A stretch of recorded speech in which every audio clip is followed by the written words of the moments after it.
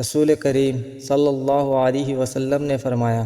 اپنے بھائی کی مدد کرو، خواہ وہ ظالم ہو یا مظلوم۔ صحابہ نے عرض کیا، یا رسول اللہ، ہم مظلوم کی تو مدد کر سکتے ہیں، لیکن ظالم کی مدد کس طرح کریں؟ آپ صلی اللہ علیہ وسلم نے فرمایا کہ مظلوم سے اس کا ہاتھ پکڑ لو، یہی اس کی مدد ہے۔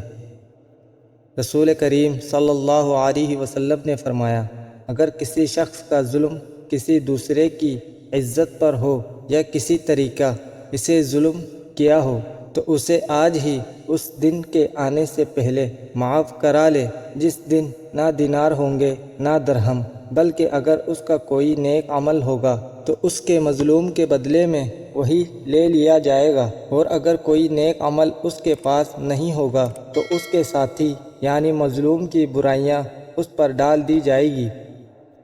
نبی کریم صلی اللہ علیہ وسلم نے فرمایا، 4 خصلتیں ایسی ہیں کہ جس شخص میں بھی وہ ہوں گی وہ منافق ہوگا، یا ان 4 میں سے اگر کوئی ایک خصلت بھی اس میں ہے تو اس میں نفاق کی ایک خصلت ہے، یہاں تک کہ وہ اسے چھوڑ دے۔ جب بولے تو جھوٹ بولے، جب وعدہ کرے تو پورا نہ کرے، جب معاہدہ کرے تو بے وفائی کرے، اور جب جھگڑے تو بدزبانی پر اتر آئے۔